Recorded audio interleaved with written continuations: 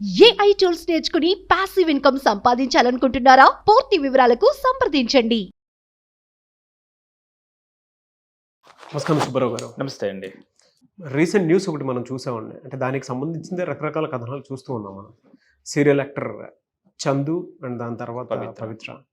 యాక్చువల్గా జరిగింది ఏంటి? అండ్ అక్కడి వరకు అంటే చావు వరకు వెళ్ళాల్సినంత అవసరం ఏమొచ్చిందని మనం అనుకోవాలి. ఈ ఈ కుటుంబ కలహాలు స్టార్ట్ అయ్యి ఆయన వేరే మ్యారేజ్ వైపుకి వెళ్ళటం జరిగింది అనుకోవాలా? ఎలా ఏ విధంగా జరిగింది? మీకు తెలిసిన వాస్తవ కోణాలు ఏంటి? ఇది మొత్తం అర్థం చేసుకోవటానికంటే మీరు అడిగిన ప్రశ్నని పవిత్ర జయరామ్ గారి టోటల్గా ఆవిడ యొక్క జీవితం ఏం జరిగింది లాస్ట్ 25 ఇయర్స్ నుంచి మనం చూస్తే ఒక కన్క్లూజన్ వస్తుందండి. అంతేకాకుండా ఆవిడ యొక్క మొత్తం లైఫ్లో చివరి అంకాన్ని పక్కన పెడితే మిగిలిన లైఫ్ చివరి అంకంలో చేసినటువంటి 1-2 తప్పులు మొత్తం జీవితాన్ని ఎలా మార్చేసినాయి, ఆమె ఒక్క జీవితాన్నే కాదు కుటుంబాలని ఎలా మార్చేసినాయి అనేది అర్థమవుతుందండి. ఇప్పుడు నేను చెప్పేది కొంతమంది నచ్చకపోవచ్చు. నిన్నటి వరకు ఆవిడని అభిమానించి ఈ రోజున ఆవిడిని వేరే విధంగా చూసేటువంటి వాళ్ళు చాలామంది ఉండొచ్చు. కానీ ఆ జరిగినటువంటి ప్రయాణం, ఆమె చేసినటువంటి ప్రయాణం చాలామంది చిన్న వయసులో పెళ్లి చేసుకున్న వాళ్ళకి, చిన్న వయసులో అంటే పెళ్ళికి ముందు ఎంతో చదవాలి, నా జీవితాన్ని మరో రకంగా ఊహించుకోవాలి అనుకునేటువంటి ఆడవాళ్ళకి, లేదు పిల్లలు పుట్టిన తర్వాత ఇంజనీరింగ్ వరకు చదివి పిల్లలు పుట్టిన వెంటనే జాబ్ మానేసి ఇంట్లో ఖాళీగా ఉన్నటువంటి కొంతమందికి, సో చాలామందికి ఇది ఒక పాఠం అండి. ఇది ఒక లెసన్ మనకు తెలియజేస్తుంది. ఒక రకంగా కొంత ఇన్స్పిరేషన్ కూడా ఇస్తుంది ఒక లెవెల్ వరకు. సో దీని ఏమిటి అసలు అనేటువంటిది చూద్దామండి. పవిత్ర జయరామ్ గారు అనేటువంటి ఆమె ఒక చిన్న గ్రామంలో 16 సంవత్సరాలు అదే స్కూల్లో, అంటే ఆ ఊర్లో ఉన్నటువంటి స్కూల్లోనే చదువుకొని 16 సంవత్సరాల వరకు నడిపినటువంటి ప్రయాణం వెంటనే 16-17 సంవత్సరాల్లోనే కుటుంబ పరిస్థితుల వల్ల మ్యారేజ్ చేయటం, మ్యారేజ్ చేసిన 1-2 సంవత్సరాల్లోనే ఆమెకి ఆ తరువాత 2-3 సంవత్సరాల్లో 2 పిల్లలు పుట్టడం, అంటే 20-21 సంవత్సరాలు వచ్చేటప్పటికి 2 పిల్లలు. అదే సందర్భంలో ఆమె భర్త నుండి విడిపోయిన సందర్భం, ఎందుకు ఏం కారణాలు అనేది మనకు అనవసరం, విడిపోయినటువంటి సందర్భం. అంటే 21-22 సంవత్సరాలప్పటికీ ఆమె 2 పిల్లలతో భర్త నుంచి దూరంగా విడివడి పేరెంట్స్తో బాధ్యత, ఈ పిల్లల బాధ్యతను చూస్తూ నిలబడినటువంటి మహిళ అండి. ఒక్కసారి ఆలోచించండి. అప్పుడు వరకు నాలెడ్జ్ లేదు, పెద్దగా చదువుకోలేదు, లోకజ్ఞానం లేదు, డిగ్రీస్ లేవు జాబ్ చేయటానికి. ఇలాంటి సందర్భంలో 2 పిల్లల యొక్క భవిష్యత్తు ఆవిడ ముందు అలా కదలాడుతూ ఉంటుంది. చాలామందిలో ఇది కనిపిస్తూ ఉంటుందండి. అలాంటి సందర్భంలో ఆమెకి తెలిసినటువంటి ఎవరో ఒక వ్యక్తి, కన్నడ ప్రభ అనేటువంటి పేపర్లో పనిచేస్తున్నటువంటి ఒక ఆయన తెలిస్తే ఆయనకు ఫోన్ చేసి, నా పరిస్థితి ఇట్లా ఉంది, నేను ఇలాగా జాబ్ చేయాలనుకుంటున్నాను, మీరు ఏదైనా జాబ్ ఇప్పించగలరా అంటే, ఇదివరకు ఆ కుటుంబంతో ఉన్నటువంటి పరిచయంతో ఆ పెద్ద ఆయన ఓకేనమ్మా, అయితే నువ్వు జయనగర్ 4th బ్లాక్ రా అని చెబితే ఆవిడికి జయనగర్ అంటే తెలియదు, మెజెస్టిక్ అంటే తెలియదు బెంగళూరులో. అప్పటి వరకు ఊరు దాటి వెళ్ళినటువంటి మహిళ అండి. సో పలానా మెజెస్టిక్ ఉంటుంది, అక్కడ బస్సు దిగు, ఇట్లా రా జయనగర్కి రా అని ఉదయం 5 గంటలకల్లా రా అని చెబితే ఆమె ఆ ఊరు నుంచి మొట్టమొదటిగా మెజెస్టిక్ వచ్చి బెంగళూరులో, అక్కడి నుంచి జయనగర్కి వచ్చి 5 గంటలకు వెయిట్ చేసి ఫోన్ చేస్తే ఫోన్ స్విచ్ ఆఫ్ అండి. ఒక ఒంటరి మహిళ, ఇన్ని కష్టాలతో ఉన్నటువంటి ఆమె తెలియని ప్రాంతంలో టౌన్లోకి వచ్చి అక్కడ వెయిట్ చేస్తే 5 గంటలకి ఎవరైతే మన సహాయం చేయాలో వాళ్ళ ఫోన్ స్విచ్ ఆఫ్ చేస్తే ఎలా ఉంటుందో ఒకసారి చూడండి. 6, 7, 8, 9, 10, 11, 12 ఫోన్ స్విచ్ ఆఫ్. ఏం చేయాలో తెలియదు పాపం. అక్కడే అలా ఏడుస్తూ అక్కడ అలా కూర్చుని ఉందటండి. 1:30కి ఫోన్స్ ఆన్ అయిందటండి. 1:30కి ఫోన్ ఆన్ అయితే అప్పుడు మాట్లాడింది. అయ్యో పాపం, నేను మర్చిపోయాను తల్లి, నేను రాత్రి వరకు కూడా షూటింగ్లో ఉండటం వల్ల నీ ఫోను అటెంప్ట్ చేయలేకపోయాను అని అప్పుడు ఆయన కలిసి ఆయన మాట్లాడారు. మాట్లాడిన తర్వాత ఏదో జాబ్ చూపిస్తానన్న సందర్భంలో ఆవిడ సీరియల్స్లో యాక్ట్ చేయాలనుకుంది, కానీ ఆ అవకాశం రాక బెంగళూరుకి ఫ్యామిలీని తీసుకొచ్చి 2 పిల్లలు, పేరెంట్స్, ఎందుకంటే ఈమె జాబ్ చేస్తే పిల్లల్ని చూసుకునేటువంటి వాళ్ళు ఉండారు కాబట్టి పేరెంట్స్ని కూడా తీసుకొచ్చింది. ఆ రోజుకి ఏ జాబు లేదండి. ఏదో తెలియనటువంటి ధైర్యం ఆమెని ఆ బెంగళూరుకి తీసుకొచ్చింది. హౌస్ కీపింగ్ చేసిందండి. గార్మెంట్ ఫ్యాక్టరీలో డైలీ వేజ్కి వర్క్ చేసిందండి ఆమె. మూడవది నర్సింగ్ కాలేజీలో లైబ్రరీగా పనిచేసిందండి. చూడండి, చిన్న పిల్లలు, ఈ చిన్న ప్రయాణం, పెద్ద టౌన్లో కష్టాలు.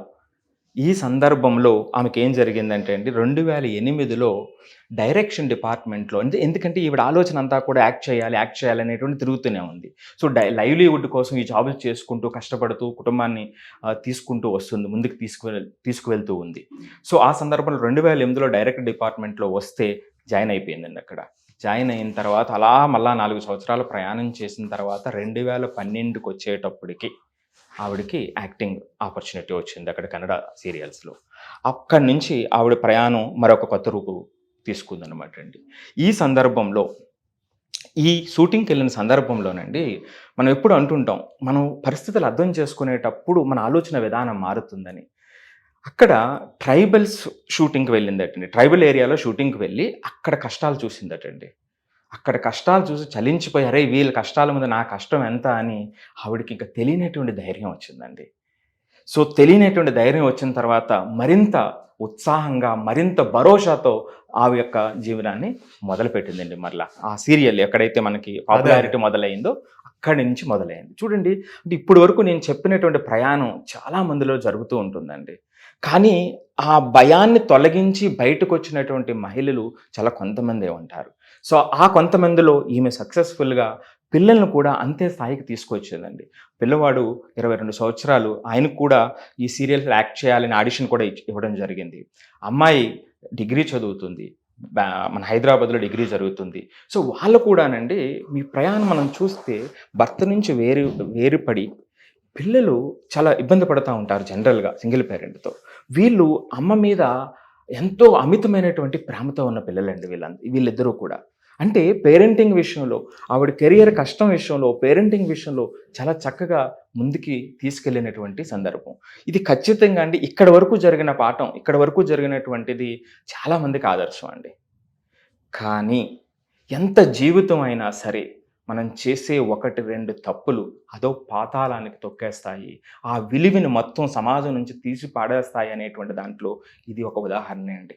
సో లాస్ట్లో జరిగినటువంటి చివరి మెట్టు ఏదైతే ఉందో, ఆమె చందుతో జరిగినటువంటి సంబంధం, ఆ తర్వాత జరిగినటువంటి ప్రయాణం, ఇటు ఈమె కుటుంబాన్ని, అప్పటి వరకు ఆ చందుయే సర్వస్వం అనుకుని జీవిస్తున్నటువంటి శిల్ప గారు, వాళ్ళ పిల్లలు, వాళ్ళ పేరెంట్స్, వాళ్ళని అతలాకుతం చేసేసిందండి. చూడండి, వీళ్ళు ఎలా కలిసారు సార్ అసలు? వీళ్ళు ఇద్దరు కూడా, ఆమె 2012లో కన్నడ ఇండస్ట్రీలో స్టార్ట్ అయిందని చెప్పాను కదండి. ఆ తర్వాత మనకి తెలుగు ఇండస్ట్రీలో కూడా, తెలుగు సీరియల్స్లో కూడా వీళ్ళిద్దరూ కలిపి యాక్ట్ చేయడం జరిగిందండి. ఎప్పుడైతే వీళ్ళు కలిపి యాక్ట్ చేయడం జరిగిందో ఆ సందర్భంలో ఒకానొక పరిస్థితిలో ఒక సీరియల్ జరుగుతుండగా ఒక సీన్ జరుగుతుంది. అప్పటికి వీడికి కొంత పాపులారిటీ వచ్చింది. చందు కూడా అక్కడే ఉన్నాడు, ఆయన కూడా చిన్న క్యారెక్టర్స్ చేస్తూ ఉన్నాడు. చేసేటువంటి క్రమంలో ఒక సీన్లో చీరను అంటించేటువంటి సీన్ ఉందటండి. అక్కడ కొన్ని జాగ్రత్తలు తీసుకోకపోవటం వల్ల ఎక్కువ పెద్ద మంట రావటంతో, అంటే ఆ పవిత్ర గారి చీరే అంటుకునేటువంటి సందర్భం ఆ సీన్ అనమాట అండి. ఆవిడ సుఖ తప్పి పడిపోతున్నటువంటి సందర్భంలో అక్కడున్న 14-15 మంది కొంచెం స్పందించలేనటువంటి పరిస్థితులు, ఈయన వాళ్ళందరికన్నా ప్రోయాక్టివ్గా స్పందించి ఆవిడని కాపాడడం జరిగిందండి. సో ఆవిడ స్పృహ తప్పిపోతుంటే దవడ మీద కొట్టడం జరిగింది. వెంటనే హాస్పిటల్కి తీసుకెళ్ళడం జరిగింది.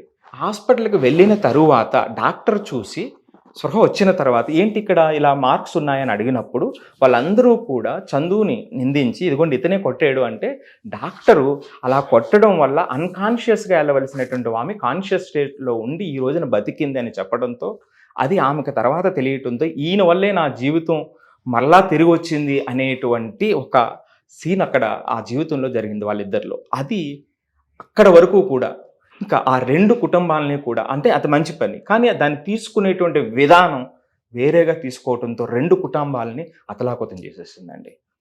సో అంటే ఫైనల్గా నేను చెప్తున్నది ఏంటంటే, ఈవిడ యొక్క కంప్లీట్ స్టోరీలో 10 అంకాలు అనుకుంటే, లాస్ట్ 2 చివరి స్టేజ్ని పక్కన పెడితే 8 స్టేజెస్ మనం చూస్తే, అంటే ఆవిడ చిన్నప్పటి నుంచి ఈ పిల్లల్ని ఇక్కడ వరకు తీసుకొచ్చినటువంటి సందర్భం చాలా మందికి ఆదర్శం అండి. ఇది మాత్రం ఒప్పుకోవాలి, కొంతమందికి నచ్చినా నచ్చకపోయినా సరే. కానీ చివరిలో చేసిన ఆ తప్పులు మొత్తం ఈ ప్రయాణాన్ని విలువ లేకుండా చేసేసినాయండి. మనం అదే చెప్తున్నాం ఇక్కడ. మనం చేసేటువంటి ఏదైనా సరే లాస్ట్ టైం కూడా మీరు చెప్పారు. ఏదైనా అలాంటి వలయంలో చిక్కుకున్నప్పుడు మనం తీసుకునేటువంటి స్టెప్ ఒక్కసారి ఆలోచించండి. ఒక్కసారి మీ జీవితాన్ని పాజ్ చేయండి అని మీరు అన్నారు, రైట్? ఆ తర్వాత ఏం జరగబోతుందో పాజ్ చేసి మీ జీవితాన్ని చూడండి అని. సో ప్రతి ఒక్కరూ కూడా దాన్ని అలవాటు చేసుకోవాలండి. సో ఇప్పుడు ఈ సందర్భం వచ్చేటప్పటికి చూడండి, ఈమె ఒంటరి మహిళగా ఎన్ని కష్టాలు పడ్డాలో అన్ని కష్టాలు పడి వాటిని అధిగమించి ముందుకు వచ్చినటువంటి ఆమె అండి పవిత్ర జయరాం గారు. ఆవిడికి తెలిసినంత కష్టాలు మరొక ఎవ్వరికి తెలియదు ఒంటరి మహిళకి. కానీ అదే కష్టాలు శిల్పా గారికి వస్తుంటే ఆమె ఎక్కడికి వెళ్ళిపోయింది ఆ మనసు? ఆమె పడినటువంటి కష్టాలే కదా. ఇప్పుడు చందు ఇలా టర్న్ అవ్వటం వల్ల అదే కష్టాల శిల్పా గారికి, ఆమెకు కూడా 2 పిల్లలండి, ఒక బాబు పాప ఉన్నారు. మరి ఆ కష్టాలను ఆమె చూడలేకపోయిందే. ఆ కష్టాలను చూసి ఉండగలిగితే చందు కూడా అమితమైనటువంటి గౌరవం సొసైటీలో ఉండేటువంటిది, ఈమె యొక్క గౌరవం పెరిగేది, ఈ కుటుంబం చక్కగా ఉండేది. మొత్తం కుటుంబం 2 కుటుంబాలకు కూడా రక్త సంబంధికుల్లాగా ఎంతో ఎంతో అన్యోన్యంగా ముందుకెళ్ళేటువంటి సందర్భం ఉండి గౌరవంతో కూడినటువంటి బంధాలు ఉండేటువంటివి. సో కానీ అది వేరే టర్న్ తీసుకోవటం వల్ల కంప్లీట్గా 2 కుటుంబాలు అతలాకుతం అయిపోయినాయండి. ఎలా సార్ అంటే అసలు వీళ్ళిద్దరు జర్నీ ఏ విధంగా స్టార్ట్ అయింది? అంటే ఏ విధంగా జరిగింది? మొదట ఒక సంఘటన ఇప్పుడే చెప్పుకున్నామండి మనం. అంటే ఎలాగా శిల్పా గారు కూడా ఏ విధంగా మోసపోయారు? వాళ్ళిద్దరి మధ్య ఒక బంధం ఎప్పుడు ఏర్పడింది, గౌరవంతో కూడిన బంధం ఎప్పుడు ఏర్పడింది అనేటువంటి ఒక ఇన్సిడెంట్ చెప్పాను. ఆ తర్వాత జరిగినటువంటి ప్రయాణం ఎలా వాళ్ళని వెనక వైపుకి లాక్కి వెళ్ళిపోయింది అనే దాన్ని పార్ట్ 2లో చేద్దామండి. దాన్ని అంటే ఎక్కడ మనం ఆ ఎమోషనల్ కంట్రోల్స్ లేకపోవటం, మన యొక్క జీవితాన్ని తర్వాత జరగబోయేటువంటి స్టెప్ని అనుసంధానం చేయకపోతే వచ్చేటువంటి పర్యవసానాలు ఎలా ఉంటాయి అనేటువంటిది వీళ్ళ యొక్క జర్నీని అనుసరించి మనం పార్ట్ 2లో చేసే ప్రయత్నం చేద్దామండి దాన్ని. ఓకేనా, అంటే వీడియో లెంత్ ఎక్కువ ఉంది కాబట్టి పార్ట్ 2లో చేద్దాం అని చెప్పేసి అంటూ ఉన్నారు. చాలామంది కూడా తెలుసుకోవాలి అనుకున్నటువంటి వాళ్ళు కూడా ఉన్నారు. అసలు ఏం జరిగింది, ఎందుకు ఇంత వైరల్ అవుతుంది జీవితం? రెగ్యులర్ లైఫ్లో మనం చూసేటువంటి వాటిల్లో కొంతమందిది ఇలా ఉంటుంది అలా ఉంటుంది మాట్లాడుకుంటున్నాం కదా. వీళ్ళది బయటికి పడగానే అసలు ఏం జరిగింది, ఎందుకు అంత చేస్తున్నారు అని కింద కామెంట్ బాక్స్లో పోస్ట్ చేసి మరీ అడిగేటువంటి వాళ్ళు ఉన్నారు. సో డెఫినెట్గా ఇంకొక వీడియో చేద్దామండి ఏం జరిగింది అనేది. తప్పకుండా అండి. సుమన్ టీవీలో మీ పర్సనల్ అండ్ బిజినెస్ ప్రమోషన్స్ కోసం కింది నెంబర్కి కాంటాక్ట్ చేయండి.